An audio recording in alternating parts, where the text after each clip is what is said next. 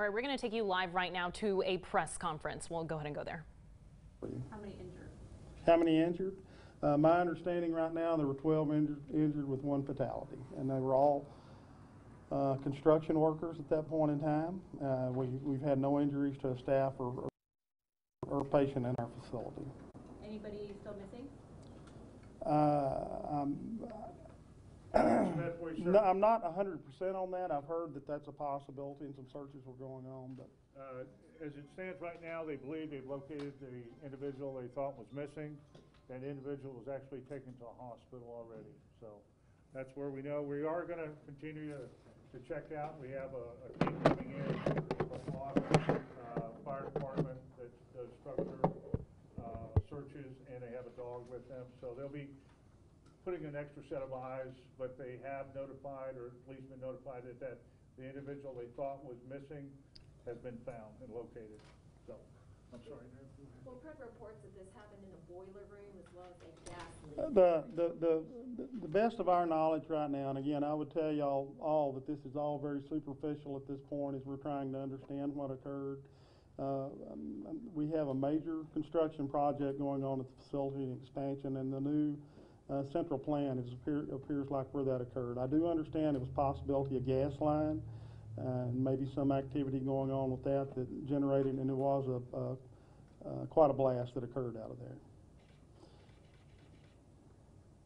We've heard from several first responders that there has been some considerable damage to some of the buildings. Can you tell us what buildings? Certainly that area, that new construction area, is extremely damaged. Again, this is all very preliminary. As we immediately evacuated the building. I can see damaging. We're a little bit of a unique facility in Texas. We have, not only do we operate an acute care hospital, but we have a independent living and assisted living and a nursing home for a continuum of care on site. So I can look at the Meadows, our 90-bed nursing home. I see some damage to it. I see some damage in other parts of the building that appear related to a shock wave to me that occurred when the blast occurred.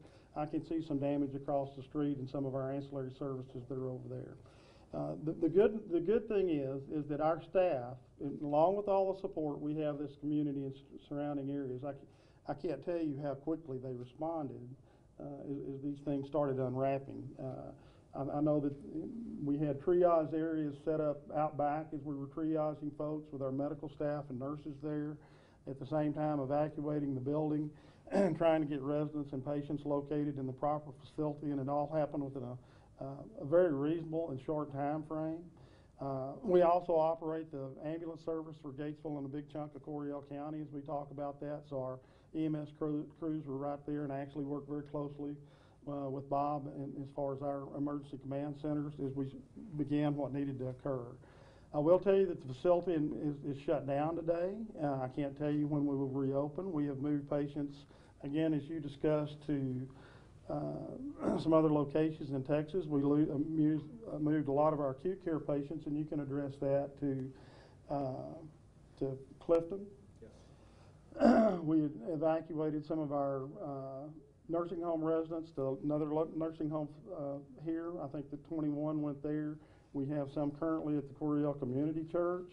We have some of our assisted living residents and independent living residents right now at I think the Methodist Church here in Gatesville. We have plans that we're putting in place right now to get them located for the night, probably outside of the community, as we understand what structural damage we have and what infrastructure damage we have to the gas lines or electrical service, because it's all out right now, and understand when we're going to be back operating today. Our discussions before we came here is tomorrow for our facility and the clinic that we operate here and the other services. Probably all that's going to be online is our ambulance service as we go back in and regroup. Coryell Memorial, we employ probably about 550 people, 450 full-time equivalents as we talk about that. We've got a great staff that responded and came in as we worked with that.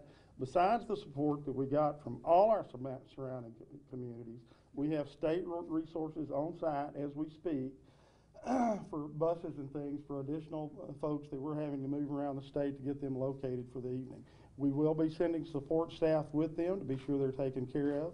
Their families are being notified as we talk about that, what these decisions are and where they'll be. There'll be a personal one-on-one communication as we talk about that. So, How many patients were inside? pardon me? How many patients were inside? You want to address? Yeah, come up here. I'm Dr. Jeff Bates. I'm the Chief Medical Officer. I was also the doctor taking care of the patients in the hospital today. On any day, our hospital is a small community rural hospital. We have an average daily census of about 10. So a few of those patients were in the process of being sent home this afternoon. After we assessed the damage and made sure everyone was safe and safely evacuated, immediately reached out to our friends in Clifton at Goodall Witcher, and they were able to take our patients that are in the hospital, as well as the ones that were I think there were in the 12 that emergency we room, moved that direction. as well as the patients that were in the emergency room. Mhm. One of our ER doctors was actually on duty in Clifton, and so I sent our nurses with the patients, and then I'm going to go over there and see the patients to continue with the continuity of care. You were in the building at the time that this happened? Yes, Absolutely. ma'am. We were in a board meeting when it occurred. Can you So guys we were, explain to us what you felt, what happened from your end, because you obviously weren't in that? it was a tremendous blast. It felt like a bomb had exploded. I would tell you that was the first thought that went through my mind. I think we immediately started expanding toward our acute care and residential areas to see what had occurred. It occurred to me at the time. I turned around and went back through our dietary unit and went back. I thought maybe something had happened there. And then as I went out the back of the building, it was obvious where it had occurred. So. It did have a fire at some point. It was not that severe at the point in the initial blast, but our local volunteer fire department did a great job of coming and getting that under control. You said that patients were taken to Clifton. Were any taken to other hospitals outside of Cordell County? The major trauma patients, the patients who were involved in the blast, the construction workers with critical injuries, they were evacuated by helicopter or ambulance to local trauma centers and to the burn unit in Parkland. The routine patients that were already in the emergency room and the routine patients that were already in the hospital were stable, and we sent them to our neighboring facility at Clifton. Okay. So it was construction personnel who were in the new construction area that were taken to the There were trauma no centers? staff, no patients of the hospital that were injured. This was purely in the construction area. Construction workers were the ones that were injured. After I've seen the damage, I would tell you that it's certainly catastrophic what occurred. I think we're very fortunate and blessed that there were no more injuries than there were. The lady said there were 12 injuries total. How many of them were considered critical? At least 3 or 4 that I saw. It's difficult to assess with blast injuries because there's a delayed reaction, and smoke inhalation and fire, you don't fully appreciate their airway damage until the next hour or two. Do you guys know the name of the construction company that these workers work for, or the subcontracting company that they work for? I don't think that would be appropriate for me to talk about that this time. I have an indication, but I'm not 100%. So, our contract, and that would be on our webpage or anywhere else where our major construction is with Adolphus Peterson, a major construction firm out of Dallas. I believe they're on site now looking at what occurred. As far as the subcontractor, we'll have to discuss that a little further.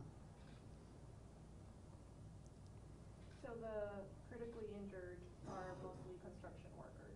They're 100% of them were. 100% Yes. This was in a construction area. There were no patients in that area. There was no staff in that area.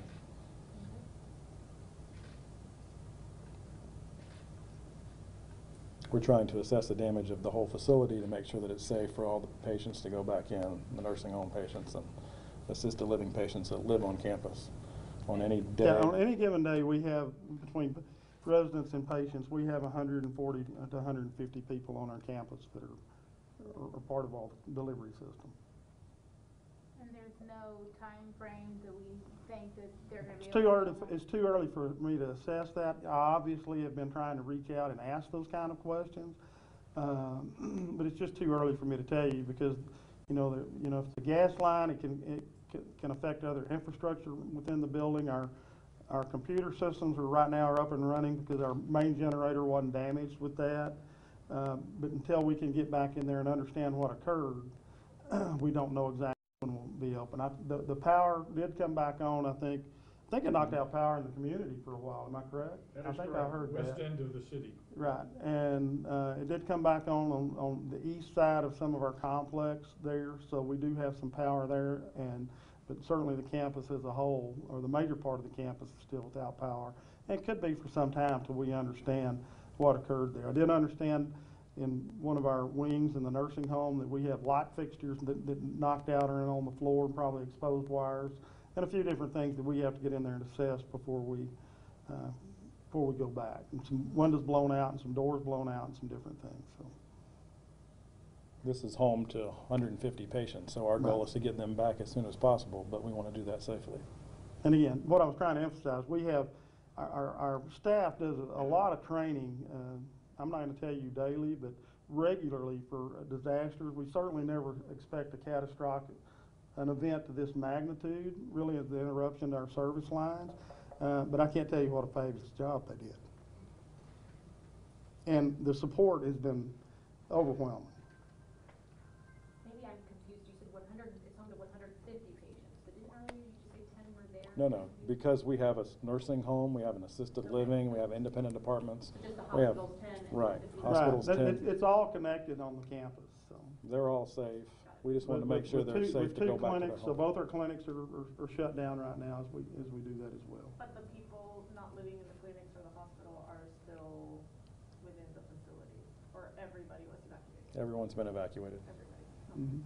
And to be clear, you guys are closed for today, and what are you planning to reopen?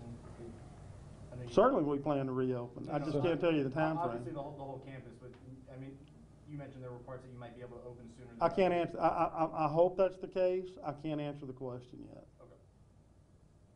We operate the EMS service for Gatesville and McGregor, and they're still up and running and taking care of our patients. We collaborate with a dialysis center across the street that's on our campus, wound care, and my office currently today is All right, you're across. listening to a media briefing there on the hospital explosion. Just a quick recap, this happening around 3 o'clock. We're being told now confirmed 12 people are injured, 1 person dead. Of those 12 people injured, at least 3 to 4 are listed in critical condition. And you know, we were talking with someone earlier who said one of their friends were burned. That seems to be the case because one of the injured seems to be evacuated to Parkland Center up in Dallas, or the burn center, to be treated there. That's right. And another thing to note is they're still looking at the cause of what may have happened, but he said that possibly a gas line. He quoted that it sounded like a tremendous blast. In fact, he said he thought it was a bomb, the CEO of the hospital there. Now, of course, the building was immediately evacuated. A reminder that there were no patients that were injured in this explosion. They were all construction crews. At one point, they thought that there was a possibility that people were still missing. I don't think we got a clear confirmation on that. We know that there was one person in particular that was missing. They were able to find him, but when reporters at the presser asked, is everyone accounted for, they could not give us a clear answer on that. Also interesting to note that he said there was some damage to a nearby assisted living center, which is there on the property as well as across the street.